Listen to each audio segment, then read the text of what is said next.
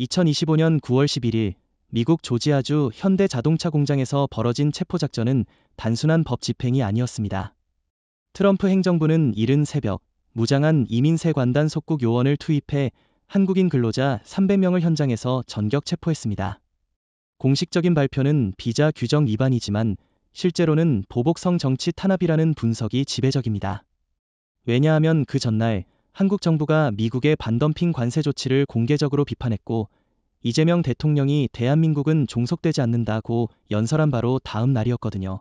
우연이라고 하기엔 시기가 너무 절묘하죠. 그렇죠.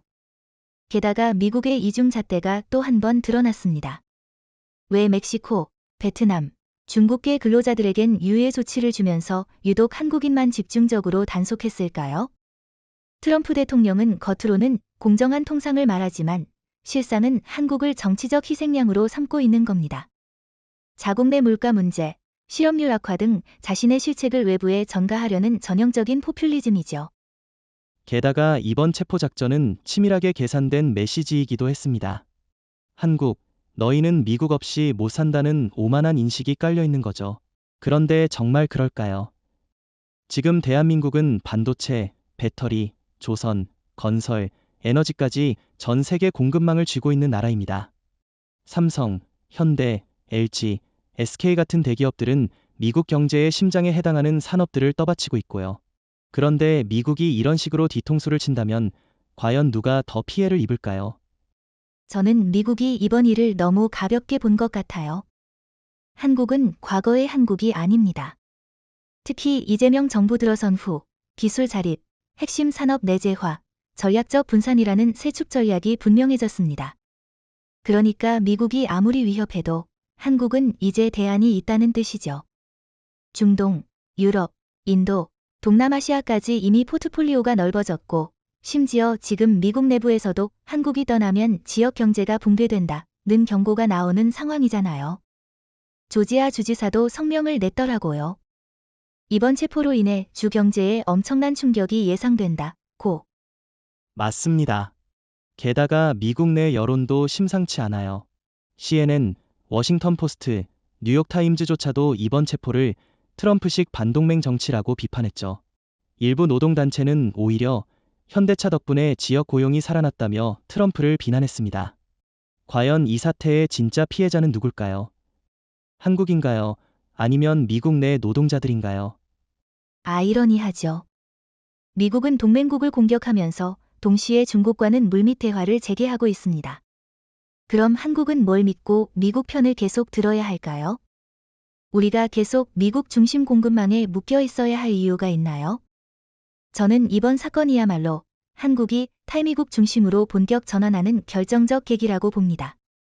저도 동의합니다. 이번 사태는 단순한 체포 사건이 아니라 전방위적인 지정학적 재편의 출발점입니다. 그리고 그 시작을 대한민국이 만들어냈다는 점 매우 중요합니다. 지금 이 순간 우리는 다시 쓰여지는 세계 질서의 서막을 보고 있는 겁니다. 그리고 그 첫 페이지 제목은 분명히 이렇게 기록될 겁니다. 한국, 더 이상 미국의 그림자에 머무르지 않다. 이재명 대통령은 체포 소식이 전해진 직후 청와대 국가안보실장과 외교부 장관, 국방부 장관, 산업통상자원부 장관을 긴급 소집했습니다. 자정 무렵 청와대 지하 벙커 회의실에는 국가 핵심 전략 수뇌부 20명이 모두 모였고 이 회의는 단 40분 만에 즉시 대응이라는 결론으로 기결되었습니다. 무엇보다 인상적인 건 이재명 대통령의 발언이었습니다.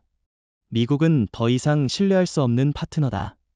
우리는 그동안 그들의 질서에 맞추며 버텨왔다. 그러나 지금 이 순간부터는 우리의 질서로 세계를 다시 설계할 것이다. 그 한마디가 모든 걸 바꿨습니다. 그건 일종의 선언이죠. 말 그대로 한국판 독트린이에요. 특히 그날 새벽 2시에 발표된 청와대 성명서 내용이 굉장히 단호했습니다. 대한민국은 미국의 일방적 조치에 절대 굴복하지 않을 것이며 자국민 보호와 산업 주권 수호를 위해 필요한 모든 수단을 사용할 것이다. 여기서 말한 모든 수단이란 뭘 뜻하는 걸까요? 경제 보복일까요? 아니면 외교적 단절? 아니면 더 근본적인 구조 탈피? 실제로 이 회의 직후 나온 첫 번째 조치가 바로 삼성 C&T의 미국 철수 계획 가동이었습니다. 대통령실이 직접 삼성 경영진과 연결했고 삼성 측은 이미 플랜 B는 준비돼 있다며 빠르게 움직였죠. 그리고 그날 오전 9시 미국 내 512개 건설 프로젝트에 대한 전면 재검토가 시작됩니다. 이건 단순한 전략 변화가 아니라 한국의 경제 무기화입니다. 이전에는 방어적 차원에서 움직였다면 이제는 한국이 먼저 선제적 대응을 선언한 셈이죠. 그리고 저는 이 회의가 가진 상징적 의미도 놓쳐선 안 된다고 생각해요. 과거에는 이런 식의 고위급 회의가 미국, 중국, 일본과의 군사 충돌이나 북핵 위협 등 안보 이슈에서 열렸지만 이번에는 경제와 주권 침해에 대한 대응이었습니다. 이제 대한민국은 경제 문제를 단순한 시장 논리로 보지 않고 국가 전략의 최전선으로 간주한다는 의미입니다. 그 점에서 일본이나 중국과는 확실히 결이 다릅니다. 일본은 여전히 미국에 의존하고 중국은 강대국의 명분만 외치고 있지만 실제로는 미국의 통화 체계에 얽매여 있죠. 반면 한국은 이번 회의를 통해 명확한 독립적 포지셔닝을 시작한 겁니다.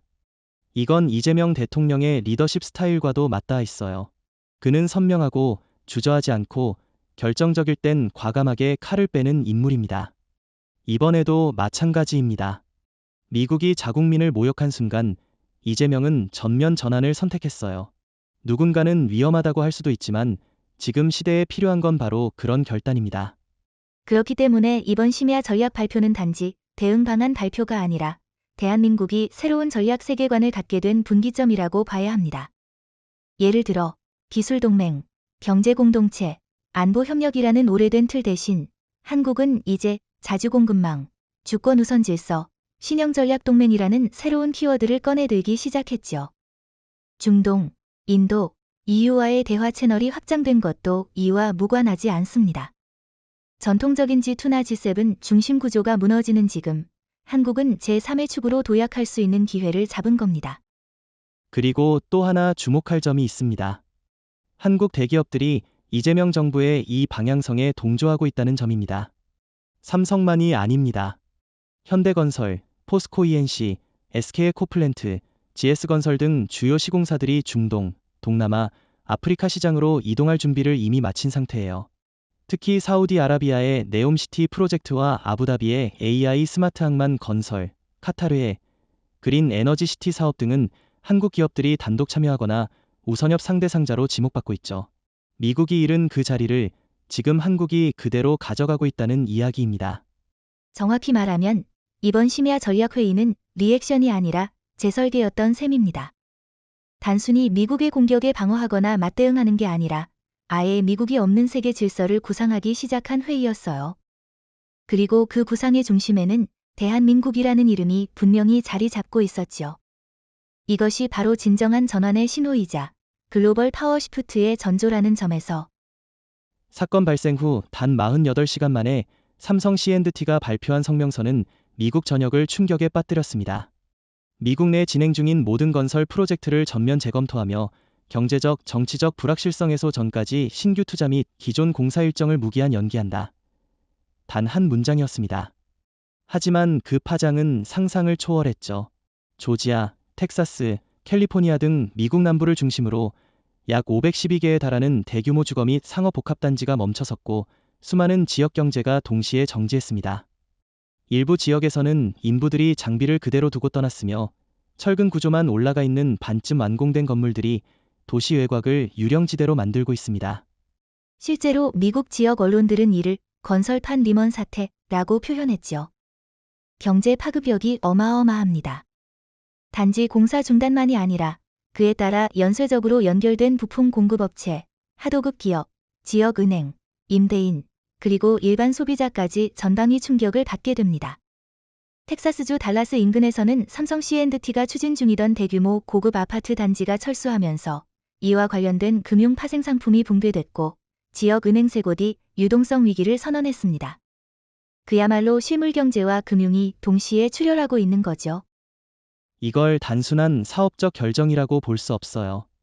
이건 명백한 전략적 반격입니다.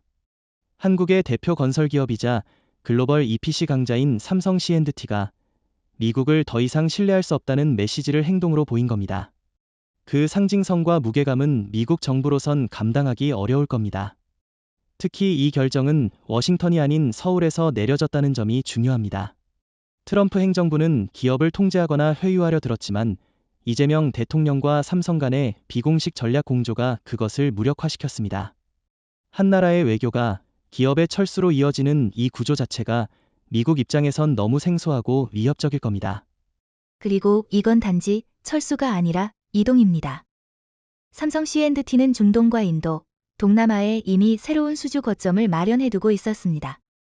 미국 내 건설 인프라에서 철수한 인력과 자원을 그대로 사우디아라비아의 네옴시티, 아랍에미리트의 초대형 수소 도시 건설, 인도의 스마트 메가시티 프로젝트로 전환하는 방식입니다. 단 한 번의 결정으로 미국은 500여 개의 경제 심장부를 잃었고 중동과 인도는 이를 통째로 받아들이는 상황입니다. 이걸 누가 승자라고 하지 않겠습니까? 일부 미국 언론은 삼성의 결정을 외교적 보복이라고 비난했지만 미국이 먼저 한국 기업의 자율성을 짓밟았다는 점은 언급조차 하지 않았습니다. 현대차 직원 300명을 체포하면서도 트럼프 대통령은 기자회견에서 한국은 우리 친구지만 법은 누구에게나 공평하다고 말했습니다. 하지만 실상은 달랐죠.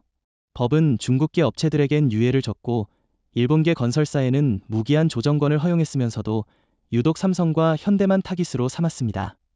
그 이중잣대가 이번 철수를 불러온 진짜 원인이란 점 더 이상 부정할 수 없습니다. 그리고 지금이야말로 전 세계가 그 사실을 인식할 때입니다. 일본의 시게루 이시바 총리는 여전히 미국 중심 연대를 외치고 있고 중국의 시진핑 주석은 미국과 적당히 거래하면서 시간을 벌고 있지만 한국은 전혀 다른 길을 택한 겁니다. 우리가 이번에 보여준 건 의존적 동맹국이 아니라 선택 가능한 독립국가의 모델입니다. 특히 삼성 C&T의 철수 선언은 단순한 탈출이 아니라 새 질서를 선도하겠다는 독립선언에 가깝습니다. 세계는 지금 묻고 있어요. 왜 한국은 떠났고 미국은 붙잡지 못했는가? 라고. 이 모든 흐름 속에서 중요한 건 한국이 감정적 대응이 아니라 전략적 결정을 내렸다는 점입니다. 경제적 손익, 정치적 시그널, 국제적 공조까지 세심하게 고려한 철수였고 이는 단기적 파괴를 넘어 중장기적인 구조 변화로 이어지고 있습니다. 다시 말해 삼성 C&T의 철수는 단지 미국에서의 종료가 아니라 한국 주도의 글로벌 건설 질서 재편성의 출발점이었다는 것이며 삼성 C&T의 전면 철수 선언이 현실화된 지 일주일 만에 미국 남부와 서부 도시들의 풍경은 충격적으로 변했습니다. 휴스턴 외곽의 고급 주택단지 건설 현장에는 잡초가 자라고 있고 애틀랜타 북쪽의 대규모 복합몰 공사는 철골 구조만 세워진 채 멈춰 있습니다. 로스앤젤레스 인근의 의료복합타워는 18층까지 골조를 올린 상태에서 공사가 중단되었고 주변 임시주거용 컨테이너에는 더 이상 노동자들의 그림자가 보이지 않습니다. 주민들은 이 광경을 가리켜 이렇게 부릅니다. 건설 공동묘지, 도시가 마치 전쟁터 같다고요. 그 표현이 과장이 아닙니다. 제가 직접 확인한 위성 사진들을 보면 지난달까지만 해도 활발히 움직이던 크레인들과 시멘트 트럭들이 사라졌고 공사 장비들은 그대로 방치돼 있습니다. 그중 상당수는 삼성 C&T가 중심이 되어 움직이던 프로젝트들이고 그들이 철수하자마자 연쇄적으로 미국 중소건설업체들과 하도급 네트워크까지 멈춰 선 겁니다. 단지 하나의 글로벌 기업이 떠난 것이 아니라 지역 산업 생태계 전체가 멈춘 거예요. 트럼프 행정부는 외국인 의존을 줄인다고 했지만 현실은 미국이 한국에 절대적으로 의존하고 있었다는 걸 보여줬습니다. 맞습니다. 지금 미국 지방 도시들은 고용 충격과 경제 혼란으로 몸살을 앓고 있어요. 예를 들어 조지아주 워너로빈스시의 경우 삼성 C&T가 3,000세대 규모의 스마트 주거단지를 건설 중이었고 여기에만 약 1,200명의 일자리가 직간접적으로 연결돼 있었습니다. 공사 중단 이후 지역 커뮤니티 센터에는 임시 식량 지원 요청자가 급증했고 소상공인들은 도산 위기에 몰렸습니다. 주지사 사무실에는 수천 건의 항해 민원이 폭주했고 일부 지역 언론은 트럼프 정부의 오만이 미국 지방 경제를 파괴했다고 보도했습니다. 그야말로 사회 기반 자체가 붕괴되는 겁니다. 그런데 이게 단순히 건설 부문만의 문제가 아니라는데 더 큰 문제가 있어요. 삼성 C&T는 전력 인프라, 스마트 교통망, 병원 시스템 등 미국의 차세대 도시개발 핵심 인프라를 설계하고 있던 회사입니다. 예를 들어 캘리포니아의 제로 에너지 타운 프로젝트는 삼성이 개발한 AI 기반 에너지 관리 시스템을 기반으로 돌아가게 되어 있었고 이 시스템이 빠지면서 전체 설계 자체가 무력화됐습니다.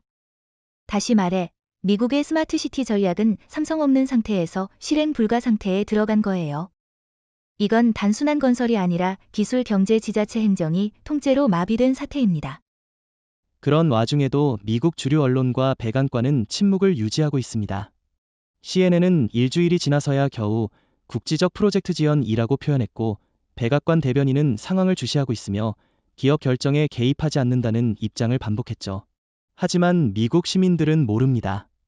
그들이 분노하는 대상은 기업이 아니라 정부입니다. 시애틀 시청 앞에서는 브링 백 샘성이라는 시위가 벌어졌고, 한 주민은 인터뷰에서 한국 기업이 우리 삶을 지탱해주고 있었단 걸 이제야 안다고 말했습니다. 트럼프 대통령이 자랑하던 미국 우선주의는 결국 미국인들의 삶을 무너뜨리고 있는 셈입니다. 아이러니컬하게도 일본과 중국은 이 상황을 지켜보며 웃고 있을 겁니다. 일본은 미국과의 동맹을 강화하는 기회로 삼고 있고, 중국은 삼성의 빈자리를 노리며 저가 수주 전략을 펼치고 있죠. 하지만 중요한 건 그들 모두 미국이 만든 빈자리를 채우기엔 역부족이라는 겁니다. 기술력, 시공 능력, 그리고 글로벌 신뢰도 모두에서 한국은 독보적인 수준에 올라 있습니다.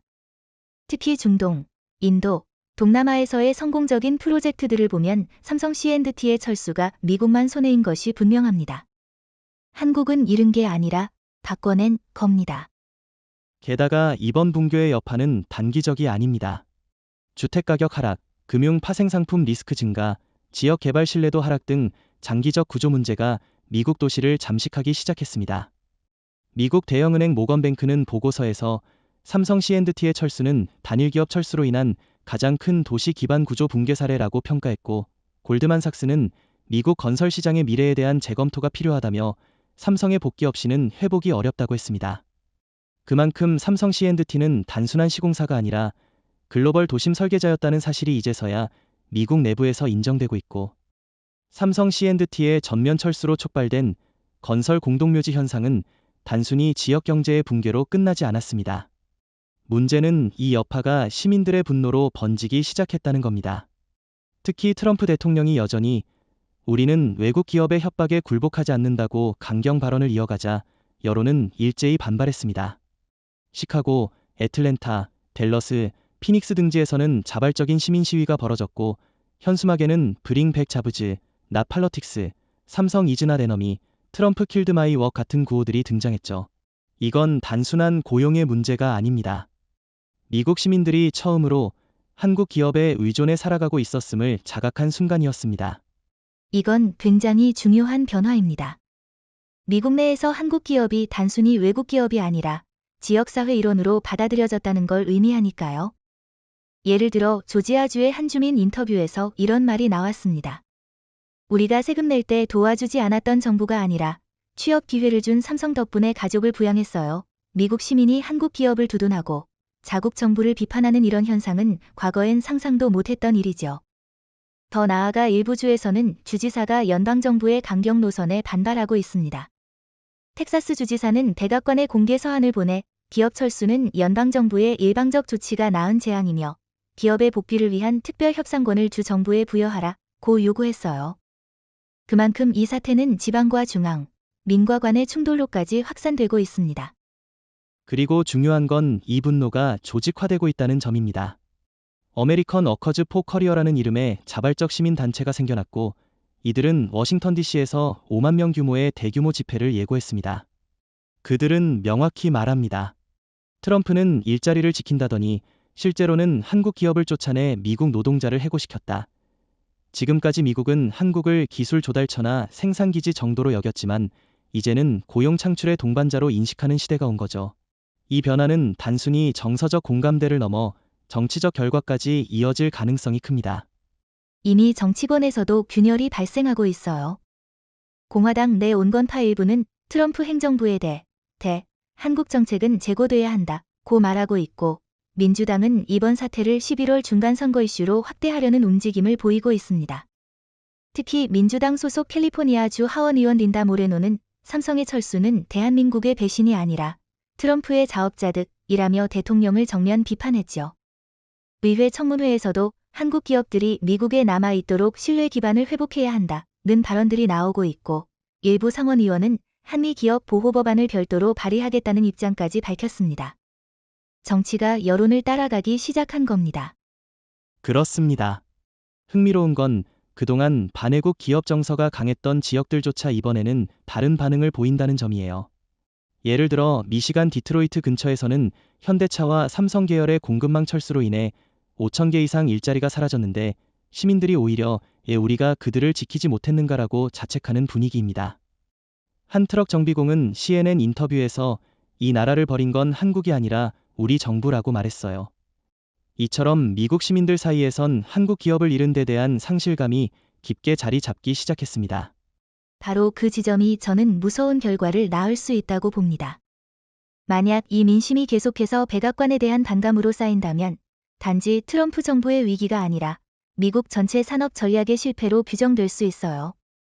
지금 미국 시민들이 처음으로 깨닫고 있는 건 자신들의 생활이 얼마나 외국 기업, 특히 한국에 의존하고 있었는가라는 현실입니다.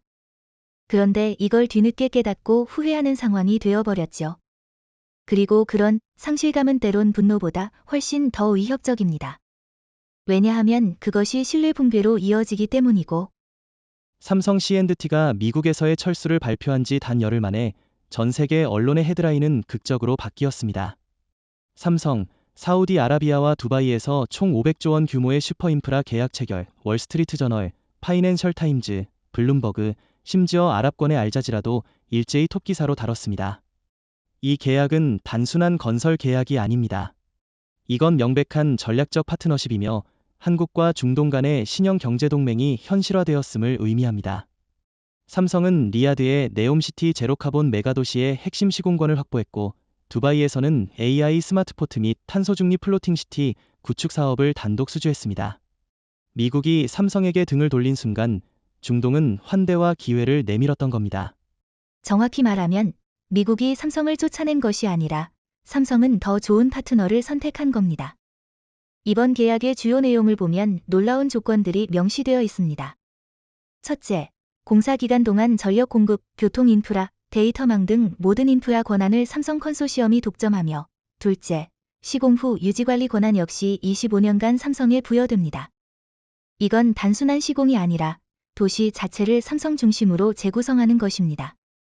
게다가 계약의 금융 구조를 살펴보면 아부다비 투자청과 쿠웨이트 국부펀드가 70%를 보증하고 있고 나머지는 두바이 왕실이 직접 담보했습니다. 한국 기업으로선 전례 없는 글로벌 금융 보호막이 제공된 셈입니다. 놀라운 건 여기서 끝이 아닙니다. 이 계약은 단지 삼성만의 단독 승리가 아니라 한국 전체 산업의 집결체였습니다. 현대건설은 고속철도와 수소발전소 시공에 참여하고 LG CNS는 도시 전역에 깔리는 스마트 인프라 네트워크를 담당합니다. 포스코는 초경량 강제와 AI 기반 내진 구조 자재를 독점 공급하며 하나시스템은 군사적 보안 기술을 탑재한 드론 관제망을 구축합니다. 즉, 이번 중동 프로젝트는 대한민국 전체 산업의 집체적 진출입니다. 미국에서 단절된 공급망은 이제 중동 중심의 새로운 공급망으로 재편되고 있는 셈이죠. 이렇게 되면 미국은 단지 삼성 C&T 하나를 잃은 게 아닙니다. 한국이라는 전체 산업 플랫폼을 통째로 빼앗긴 거예요. 더구나 이 계약은 단발성이 아닙니다. 사우디 측은 벌써부터 후속 프로젝트로 사막 해수 담수화 플랜트, 친환경 리튬 추출 단지, 탄소 포집 및 저장 도시까지 삼성에 우선권을 주겠다고 발표했습니다. 이는 10년 넘게 이어질 수 있는 슈퍼사이클이며 이 기간 동안 삼성은 미국이 아닌 중동을 중심으로 기술 혁신과 수익을 축적하게 됩니다. 그리고 그 기반 위에서 한국은 명실상부한 글로벌 인프라 설계자이자 운영자로 자리매김하게 될 겁니다. 그리고 이건 단순히 경제적 이익 차원을 넘어 지정학적 위상 변화로 이어집니다. 지금까지 중동은 미국과 유럽에 의존하던 수동적 시장이었지만 이제는 한국과 함께 기술 독립을 추구하는 전략적 동반자로 변모하고 있습니다. 특히 사우디의 무함마드 빈 살만 왕세자는 한국은 우리에게 단순한 건설 파트너가 아니라 미래를 설계할 수 있는 유일한 동반자라고 직접 언급했습니다. 이는 미국이 한 번도 듣지 못했던 찬사이자 일본과 중국이 절대 받지 못할 신뢰입니다. 도쿄의 시게로 이시바 총리가 아무리 미국 중심으로 외교를 해도 이렇게 강한 상호 전략 신뢰를 확보하진 못했습니다. 중국 역시 정치적 불신과 품질 저하, 과도한 간섭으로 인해 중동에서 신뢰를 잃고 있죠. 그 공백을 한국이 완벽히 채우고 있는 것입니다. 그렇기 때문에 지금 이 계약의 의미는 단순한 외국 시장 확장이 아니라 한국 주도의 글로벌 공급망 재편입니다. 그리고 미국이 그것을 놓쳤다는 사실은 향후 수십 년간 따라잡기 힘든 전략적 실책으로 기록될 겁니다. 한국은 선택받은 것이 아니라 선택한 것입니다. 중동은 그 선택을 존중했고 미국은 그것을 과소평가했습니다. 이제 세계는 새로운 중심을 바라보고 있고 삼성 C&T를 필두로 한 한국 기업들의 대이동이 현실화되자 세계 도시 권력 지도가 극적으로 바뀌고 있습니다. 한때 글로벌 비즈니스와 건축의 수도로 불리던 뉴욕은 이제 그 명성을 잃어가고 있고 그 자리를 리야드와 두바이가 빠르게 대체하고 있습니다. 2025년 세계경제포럼이 발표한 글로벌 인프라 도시 영향력 지수에서 두바이는 1위, 리야드는 2위를 기록했고 뉴욕은 6위로 밀려났습니다. 이 순위의 변화는 단지 상징적 변화가 아니라 자본과 기술, 사람의 흐름이 완전히 전환되었다는 증거입니다. 특히 주목할 점은 이들 도시의 핵심 프로젝트 대부분이 한국 기업과 기술에 의해 설계되고 있다는 사실입니다. 이는 명백한 한국식 도시 모델의 세계 확장판이자 미국의 도시 모델이 공식적으로 패권을 상실했다는 선언이기도 합니다. 도시라는 것은 단순히 빌딩이 아니라 그 도시를 움직이는 소프트웨어와 하드웨어, 그리고 인적 시스템이 결합된 플랫폼입니다. 지금 리야드와 두바이는 그것을 통째로 한국식으로 교체하고 있어요. 예를 들어 리야드의 네옴시티 AI 인프라 센터는 LG CNS가 설계하고 있으며 데이터 흐름을 제어하는 반도체 칩셋은 전량 삼성 파운드리에서 공급됩니다. 교통은 현대모비스의 자율주행 시스템을 탑재한 무인버스로 운영되며 에너지 흐름은 한화큐셀의 태양광 패널과 배터리 저장망이 제어합니다. 이 모든 것이 메이드 인 코리아로 구성된 도시는 과거 미국이 주도하던 IBM 시스코 GE 도시 연합 모델을 완전히 무력화시키는 구조입니다. 그렇습니다. 그리고 이 도시들이 단순히 상징적 존재가 아니라 실제로 전 세계 인재와 기업을 끌어들이고 있다는 점이 더 중요합니다.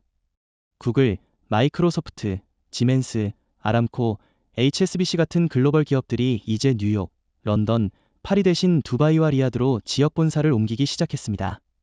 삼성 C&T가 제공하는 초고속 공기압 철도와 위성 기반 통신망 덕분에 이들 도시는 물리적 거리의 한계를 무력화시킨 상태이며 이를 기반으로 디지털 금융, 원격 의료, 클라우드 제조, 초연결 교육 플랫폼이 모두 유기적으로 작동 중입니다. 이는 사실상 도시 자체가 국가급 디지털 플랫폼으로 진화한 형태이며 뉴욕이나 도쿄는 이런 구조를 따라잡기엔 인프라와 정치 구조 모두가 낡아버렸습니다. 게다가 정치적인 자유도나 제도적 유연성 측면에서도 중동은 과거의 고정관념에서 벗어나기 시작했어요. 사우디와 UAE는 도시 개방 구역 안에서는 외국인의 자산 소유권을 100% 보장하고 세금 역시 파격적인 수준으로 낮추고 있습니다. 그들은 단지 석유 이후를 대비하는 게 아니라 새로운 세계 질서를 설계하고 있습니다. 한국은 그 중심에 있는 유일한 아시아 국가이고요. 일본은 여전히 미국의 금융 질서에 종속되어 있으며 중국은 정치 불신과 규제 불확실성으로 인해 기업들의 대규모 이전을 끌어내지 못하고 있습니다.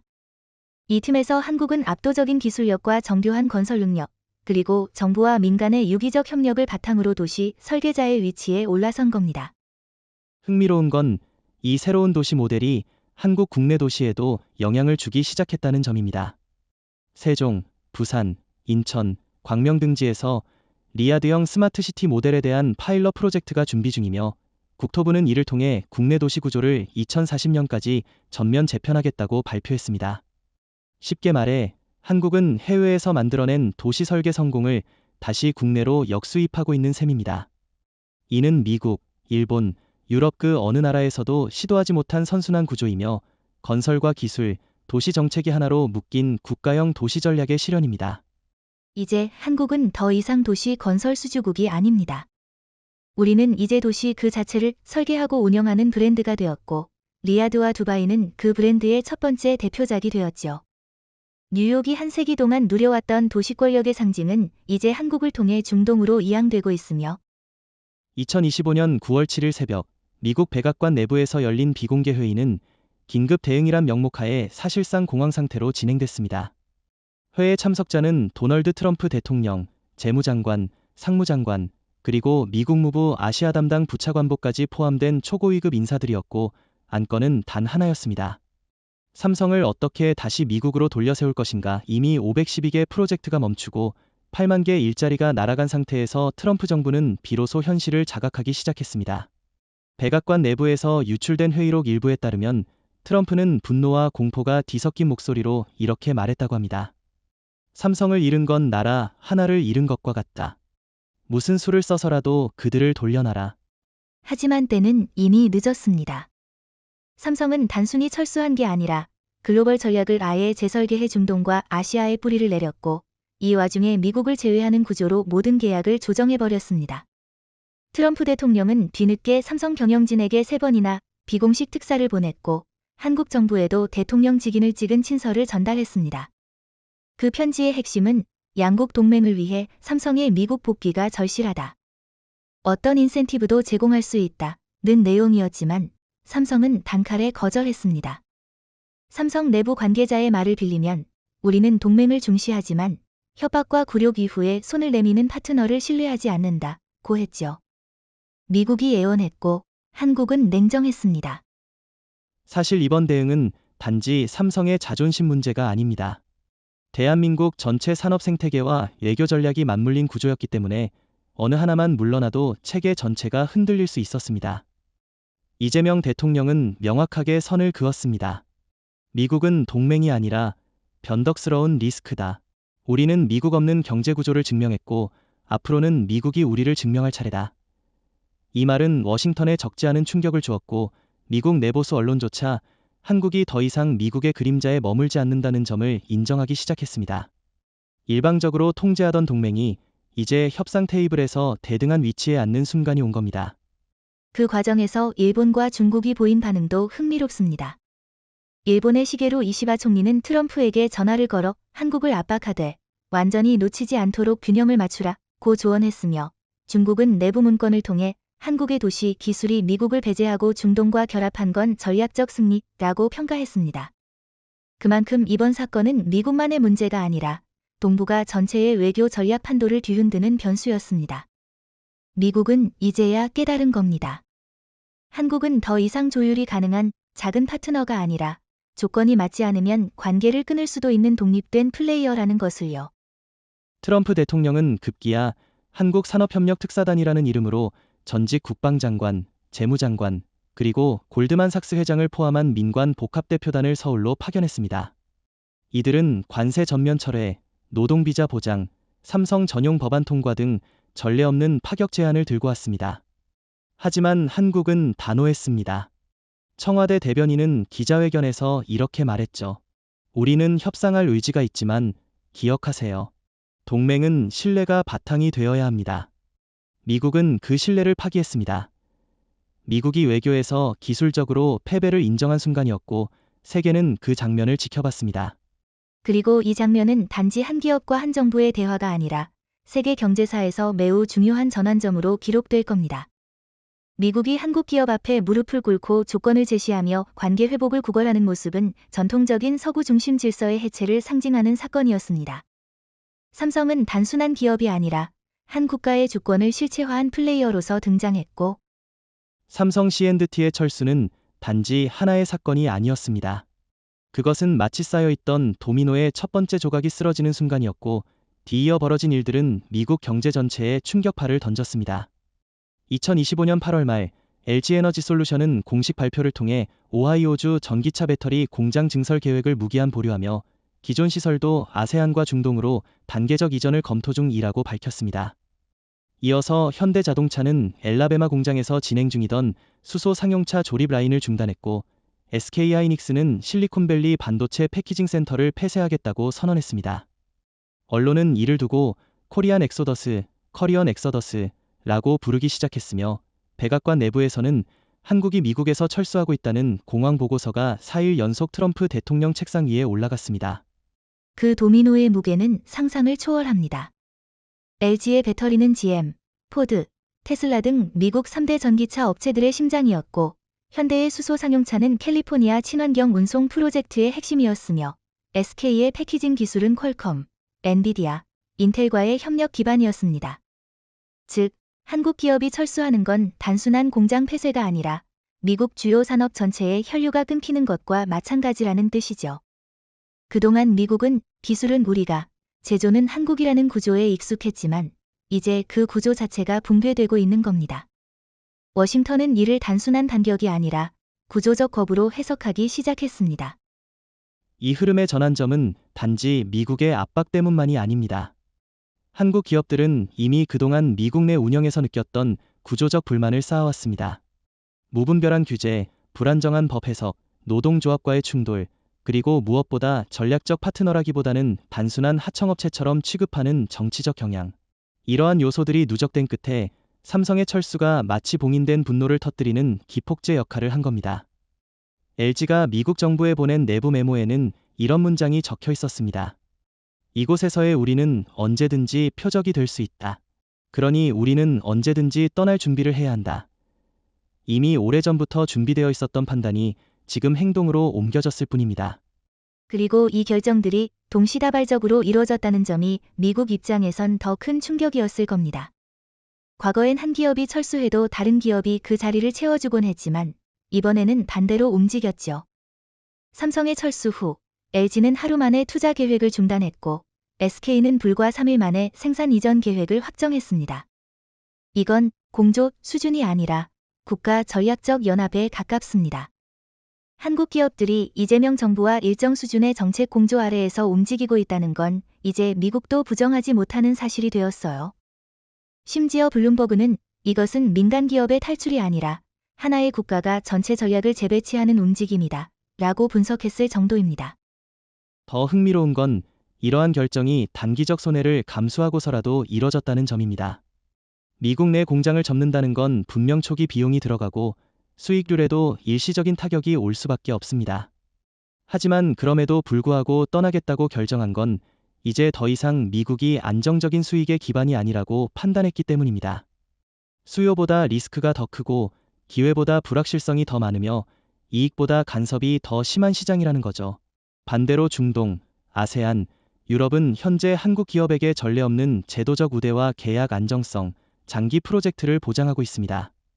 굳이 미국에 남아있을 이유가 사라진 겁니다. 삼성과 LG, 현대, SK의 철수 결정이 잇따라 발표된 직후 미국 금융시장은 극심한 불안정 상태에 빠졌습니다. 특히 뉴욕 월스트리트는 단 5거래일 만에 3천억 달러가 증발하면서 2008년 금융위기 이후 최대 낙폭을 기록했습니다.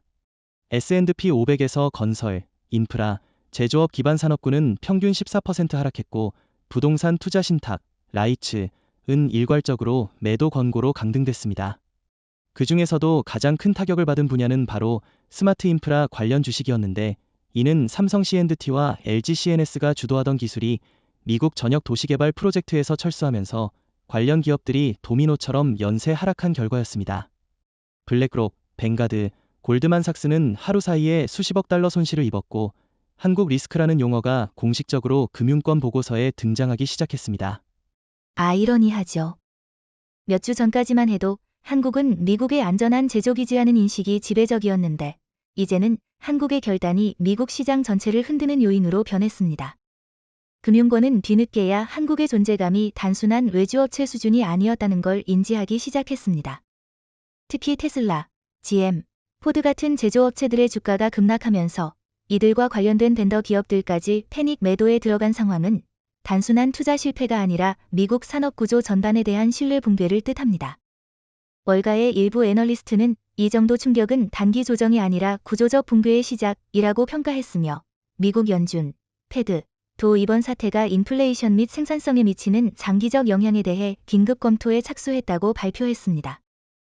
특히 충격적인 부분은 외국인 자금의 이탈 속도입니다. 한국 기업의 철수 발표 이후 중동계 국부펀드와 아시아계 연기금이 동시에 미국 주식에서 자금을 회수하기 시작했고 불과 4일 만에 약 680억 달러가 빠져나갔습니다. 이 자금들은 어디로 갔을까요? 놀랍게도 대부분이 한국과 UAE, 싱가포르 시장으로 흘러갔습니다. 금융 데이터 분석 기업 MSCI에 따르면 서울 증시는 한 주 동안 3% 상승하며 글로벌 주요 지수 중 가장 강한 흐름을 보였고 리야드와 아부다비 지수도 동반 상승세를 나타냈습니다. 미국이 내쫓은 한국 기업들 덕분에 한국이 주도하는 신흥시장들이 새로운 금융허브로 급부상하고 있는 겁니다. 이 와중에 미국 언론은 여전히 현실을 축소 보도하고 있다는 점이 문제입니다.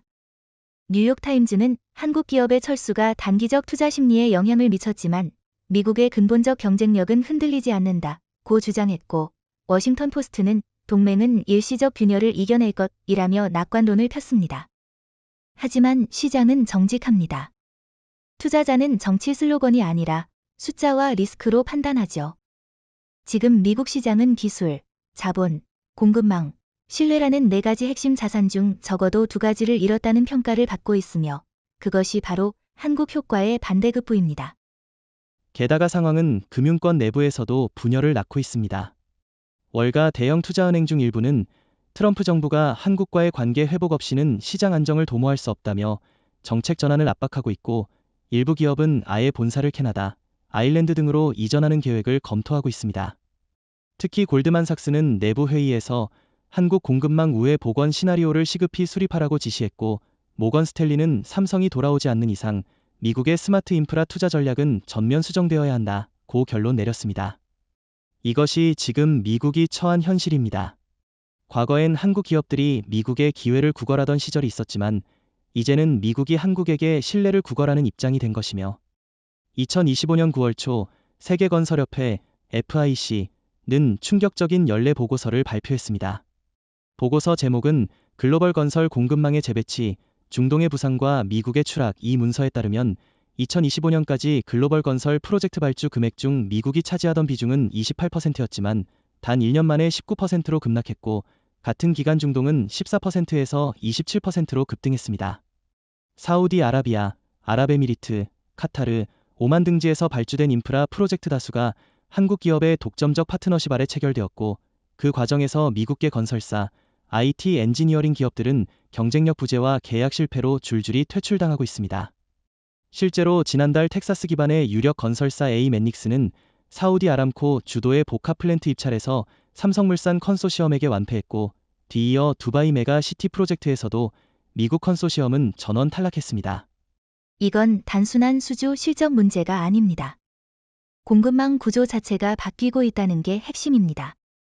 지금까지 글로벌 건설 시장은 미국, 유럽 중심으로 고안된 서구 표준 모델을 기반으로 운영됐지만 중동은 이를 완전히 무시하고 있습니다.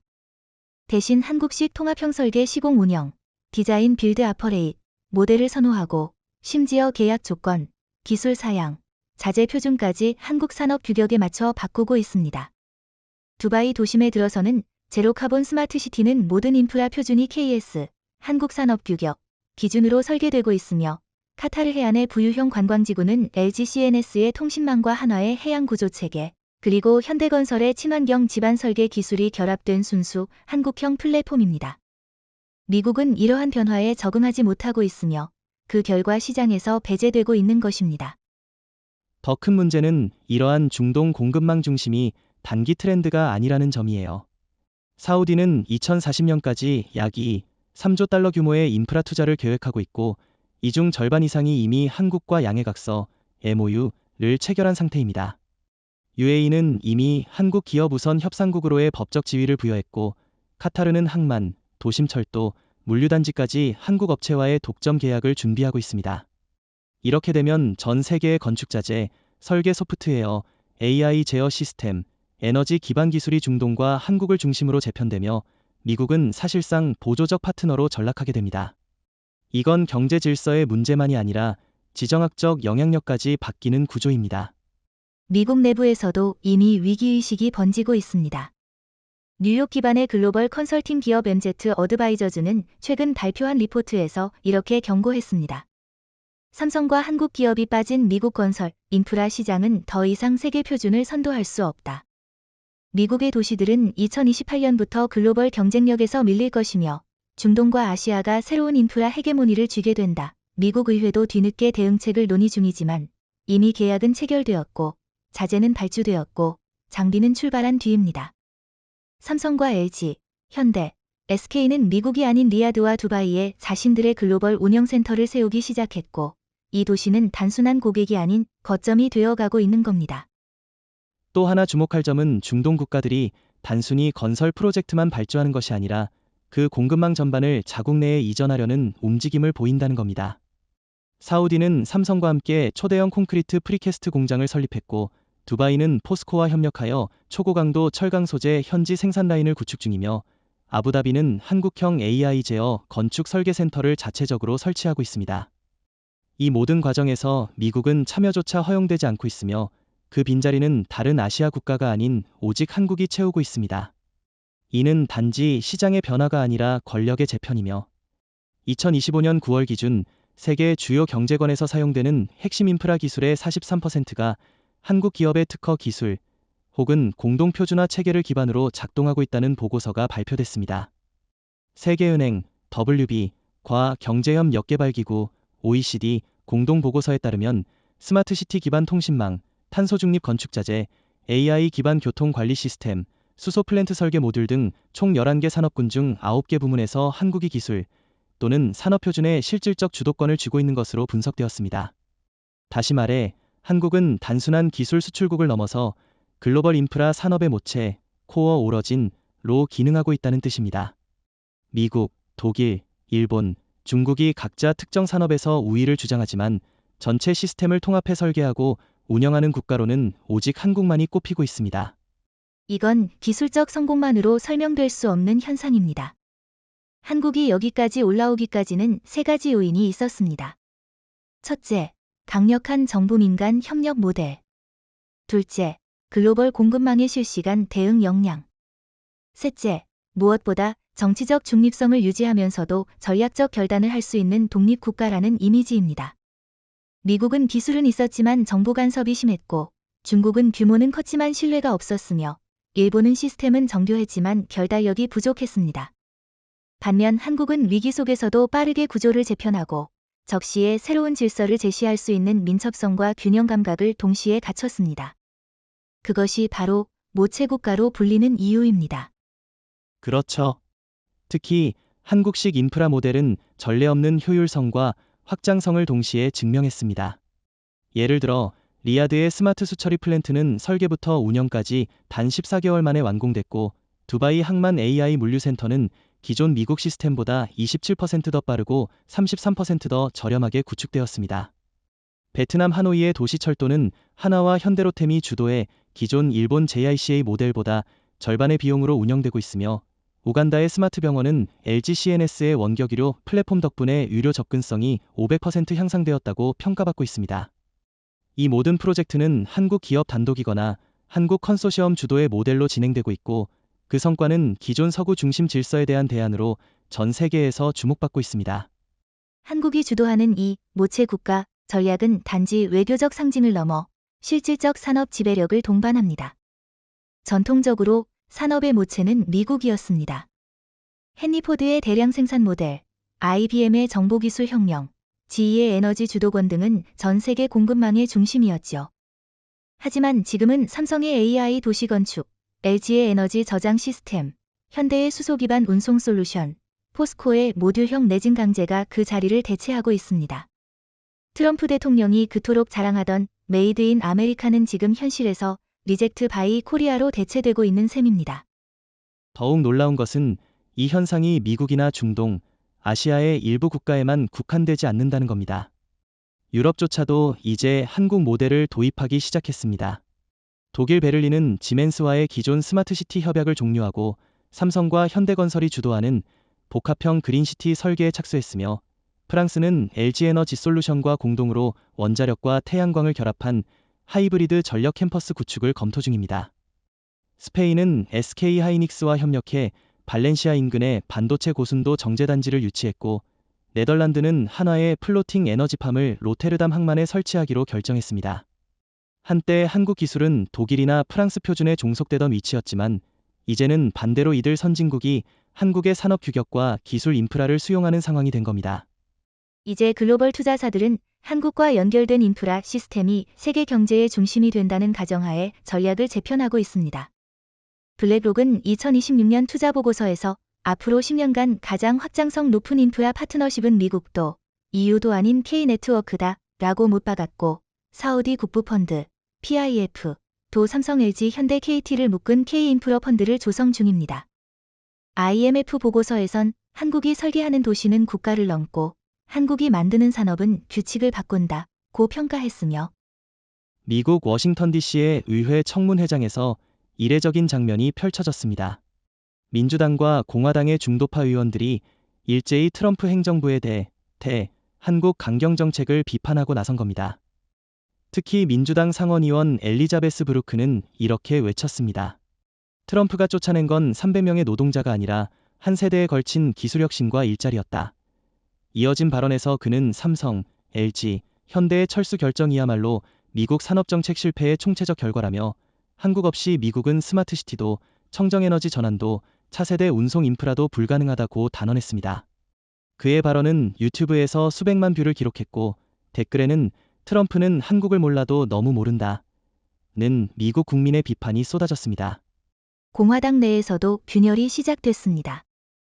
트럼프의 최측근이었던 랜들 콜튼 하원 의원마저 최근 CNN과의 인터뷰에서 이렇게 말했습니다.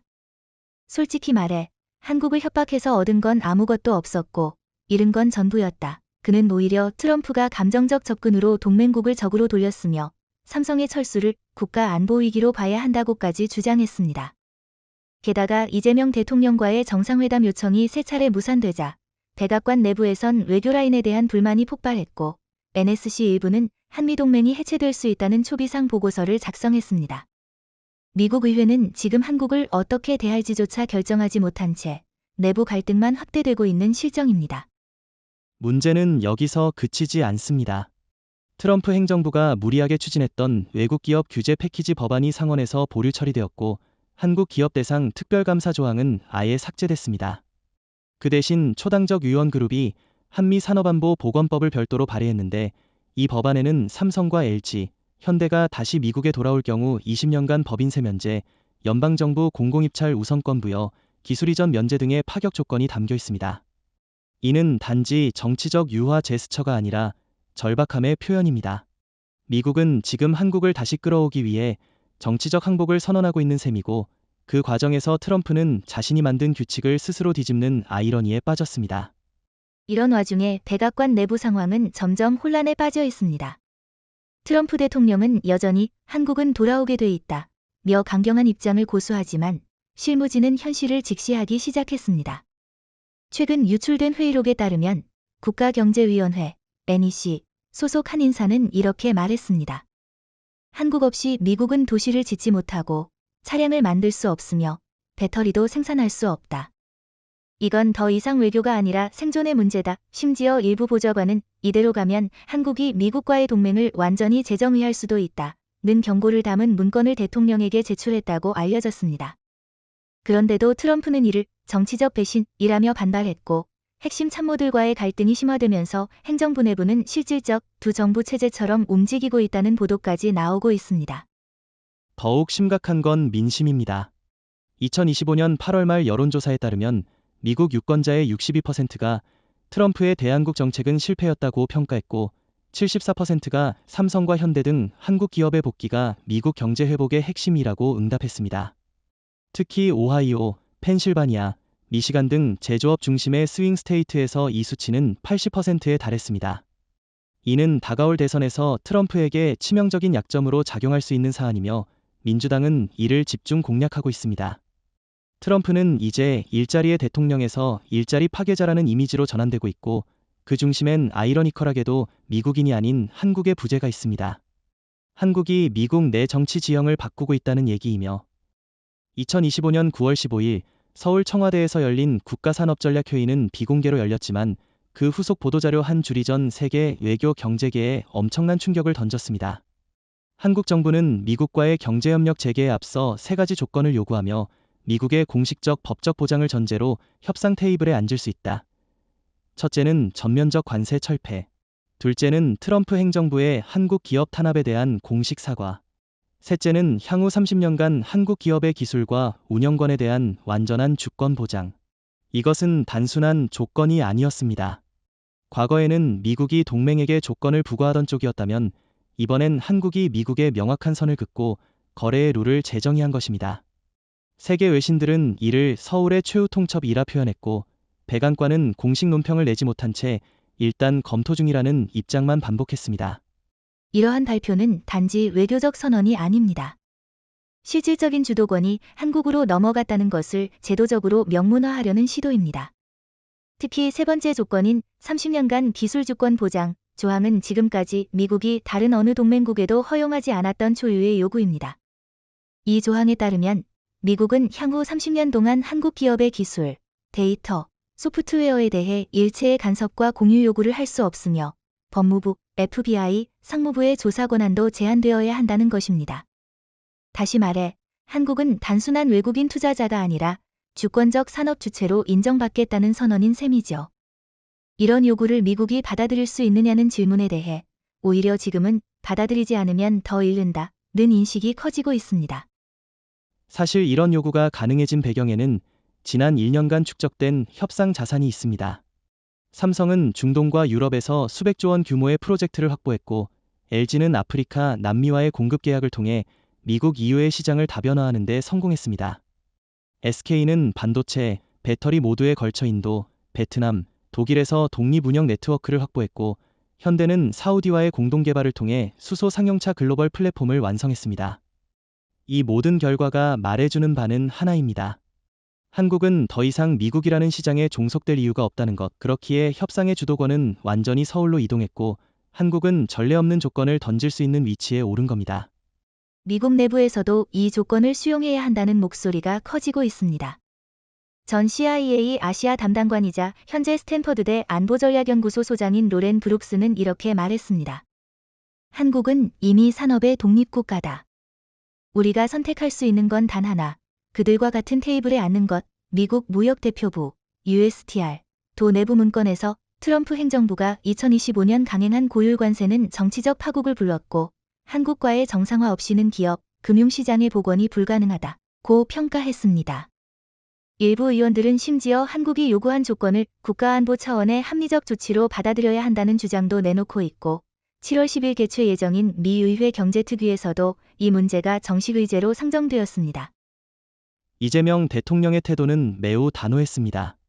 한미 경제협의 관련 비공개 발언이 언론에 유출되었는데 그 내용은 이렇습니다.